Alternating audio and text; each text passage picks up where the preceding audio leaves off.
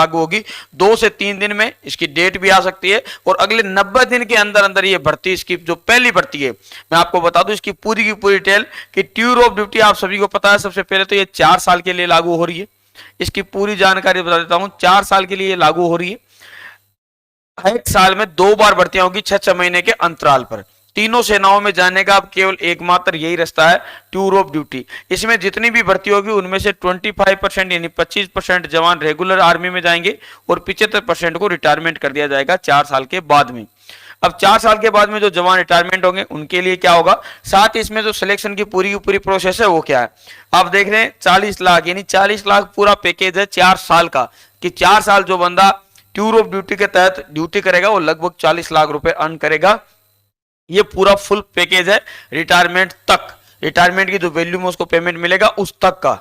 अब इसमें क्या क्या लागू हुआ, किस प्रकार से जितने भी बच्चे, अब ये गलत है सही है उसकी बजाय अभी जो सेना ने इसकी डेफिनेशन दी है वो ये दी है कि यंग इंडिया में, अभी इंडिया में ज्यादातर लोग यंग है और उनके लिए ये किया गया है कि ज्यादातर लोगों को वर्दी पहनने का मौका मिले, ज्यादा से ज्यादा लोगों को भारतीय सेना में शामिल होने का मौका मिले, इसके लिए किया जा रहा है अग्निपथ योजना। अब इसकी जो एज क्राइटेरिया है वो 17.5 साल, यानी जो सेम टू सेम आर्मी का एज क्राइटेरिया है कि 17.5 साल से लेकर 21 साल, ये एज में बिल्कुल भी छूट नहीं दी गई है और इसके मापदंडों में भी किसी प्रकार की छूट नहीं है, जो कि आर्मी चीफ ने क्लियर किया है कि इसके जो मापदंड बनाए गए हैं वो बिल्कुल जो पुराने आर्मी है उससे भी तगड़े रहेंगे और जो योग्यता 10वीं पास और 12वीं पास जैसे नेवी एयरफोर्स के लिए वो सेम योग्यता रहेगी। साथ ही अब इसके द्वारा ही भारतीय सेना में एंट्री होगी, उसके अलावा और कोई ऑप्शन नहीं होगा। क्या है भर्ती प्रक्रिया, देखिए अग्निवीर सैनिकों की भर्ती साल में 2 बार की जाएगी। कार्यकाल का समाप्त यानी 25% सैनिक को सेना में रखा जाएगा, बाकी को वापस भेज दिया जाएगा। यह भर्ती 6-6 महीने के गैप पर होगी, 1 साल में 2 बार होगी।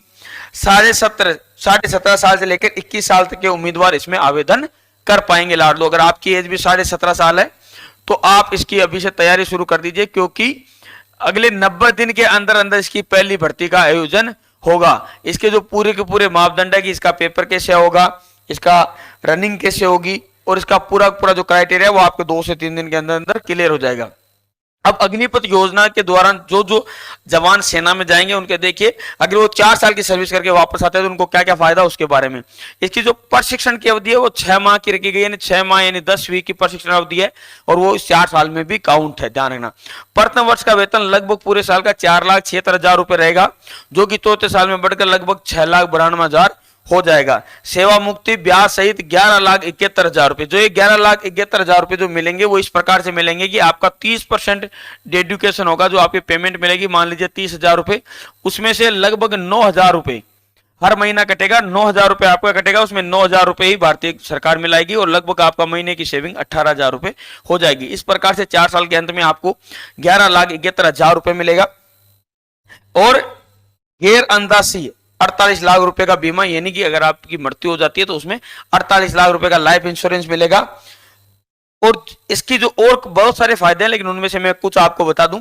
जैसे आप किसी भी इसमें एक बार सर्विस करने के बाद में जब बाहर आते हो, यानी जो बच्चे 25% जो रेगुलर हो जाएंगे, 75% जो आउट होंगे, उनको राज्य सरकार के द्वारा जितनी भी वैकेंसी निकलेगी उसमें उनके क्रेडिट पॉइंट रहेंगे, यानी कुछ आरक्षित रहेंगे। साथ ही प्राइवेट लिमिटेड कंपनियों में उनके जो सिलेक्शन है उसमें भी फायदा मिलेगा, उनको बैंक लोन में फायदा मिलेगा, हायर एजुकेशन में फायदा मिलेगा और भी कई प्रकार के उनको फायदे दिए जाएंगे। अगर वो आगे की पढ़ाई करना चाहते हैं तो उसमें उनको काफी सारी फायदे मिलेंगे, स्कॉलरशिप मिलेगी। साथ ही अगर वो बिजनेस करना चाहते हैं उनको बिजनेस लोन मिलेगा और किसी भी प्रकार की उसको सुविधाएं, मेडिकल सुविधाएं मिलेगी और भी बहुत सारी चीजें छोटी मोटी उसको इसके साथ में दी जाएगी। इसका अब मैं आपको और चीजें इसका बताऊं, इससे ज्यादा ये आप सभी को समझ में आ गई जो चीज मैं बताऊं।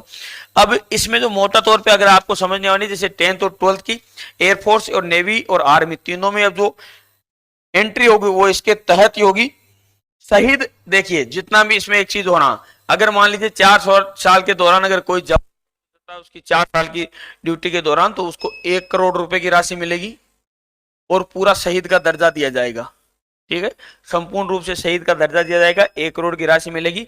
और अगर वो किसी इंसिडेंट में घायल होता है तो उसकी अगर 100% डिसेबिलिटीज होती है तो 75 लाख रुपए, या 75% होती है तो 44 लाख रुपए। इस प्रकार से एक राशि भी डिसाइड की गई है। और जो जब तक वो सेना में रहेगा, यानी 4 साल की सर्विस करता है, तो उसको बिल्कुल एक सैनिक के बराबर माना जाएगा, और एक सैनिक को मिलने वाली सभी सुविधाएं उसको भी दी जाएगी। ध्यान रखिए, उसमें कोई भी बदलाव नहीं किया गया। साथ में उसके पास में 6 महीने की ट्रेनिंग के साथ में उसको सभी प्रकार की ड्यूटियां कराई जाएगी, ऑपरेशनल ड्यूटी भी और नॉर्मल ड्यूटी भी, जितने भी ड्यूटियां उनमें शामिल किया जाएगा, चाहे वो कोई सी भी ड्यूटी हो और कोई सी भी सेना की हो। अब टूर ऑफ ड्यूटी की पहली भर्ती आपको अगले 90 दिन के अंदर अंदर, यानी 90 दिन लास्ट होगा, ये वर्डिंग रही है आज की कॉन्फ्रेंस में। आपका इसका लेकर क्या ओपिनियन है, कमेंट बॉक्स में बताइए भाई। जय हिंद, जय भारत।